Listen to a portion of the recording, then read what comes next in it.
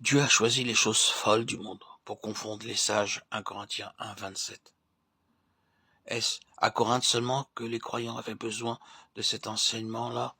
N'y a-t-il pas en tout homme une sagesse qui ne vient pas de Dieu et qui est toujours prête à se croire capable de comprendre la parole de Dieu sans se mettre en communication directe avec le Dieu vivant? Cette sagesse humaine cherche à s'emparer des vérités les plus élevées et à s'en former une idée nette, se contentant de ses propres vues, au lieu de recourir à l'Esprit Saint qui leur donne force de vie. Jésus avait l'esprit de sagesse. Comment se manifestait-il? Il le rendait attentif à écouter ce que disait son Père. Chaque matin, il éveille mon oreille pour que j'écoute, comme écoutent les disciples. Ésaïe 54. Une docilité habituelle caractérisait le Fils de Dieu sur la terre. C'est aussi par là que se manifeste la présence de l'Esprit en nous. Il dira tout ce qu'il aura entendu. Jean 16, 13. La vie est la lumière. Jean 1, 4. Aussitôt que l'Esprit voit notre vie lui être soumise et obéissante, il nous enseigne par les choses qu'il opère en nous. La sagesse des sages périra. Ésaïe 29, 14. Nous ne pouvons pas comprendre à moins que Dieu ne nous le révèle que le chrétien puisse se laisser séduire et tromper par une sagesse illusoire, qu'il puisse se bercer de belles pensées, de sentiments émouvants, sans comprendre que la vertu de Dieu lui manque. La sagesse de l'homme s'oppose à la puissance de Dieu. C'est à sa puissance efficace que l'on reconnaît la sagesse de Dieu. Le règne de Dieu ne consiste pas en paroles, en pensée ou en connaissance, mais en puissance. 1 Corinthiens 4:20.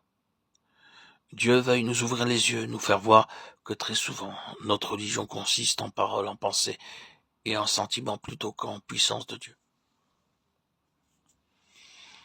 Remarquez bien que l'esprit du monde et la sagesse du monde ne sont qu'un. La légèreté avec laquelle un grand nombre de chrétiens se livrent sans crainte ni prudence à l'influence dangereuse de la littérature du jour est une des principales raisons qui empêchent le Saint-Esprit de les éclairer, de leur révéler la présence de Christ en eux. L'esprit de vérité que le monde ne peut recevoir parce qu'il ne le voit point et ne le connaît point. Jean 14, 17. Nous n'avons pas reçu l'esprit de ce monde, mais l'esprit qui vient de Dieu. 1 Corinthiens 2, 12. Ô Dieu, je te loue de ce que tu t'es révélé à nous en Christ, qui est la puissance de Dieu et la sagesse de Dieu. 1 Corinthiens 1, 24.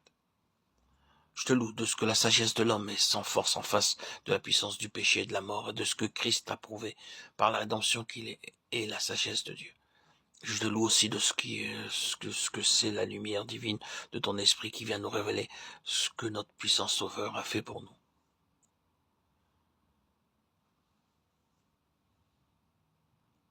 Fais-nous voir, ô Dieu, que c'est notre propre sagesse, notre imagination qui nous empêche de bien comprendre la parole de Dieu et la vérité de Dieu. Enseigne-nous à devenir fous pour devenir sages. Puissions-nous vivre continuellement d'une vie de foi, comptant sur le Saint-Esprit pour connaître la vérité. Père, tu nous as donné ton esprit afin qu'il nous révèle Jésus dans sa gloire. Nous attendons de lui qu'il le fasse. Amen.